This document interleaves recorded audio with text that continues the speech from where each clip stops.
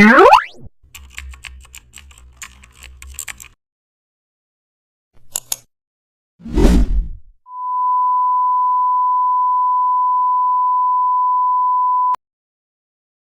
back to the channel. Don't forget to like, share, and subscribe my channel.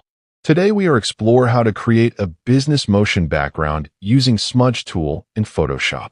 I open Photoshop and load a flat background that feels lifeless for business use.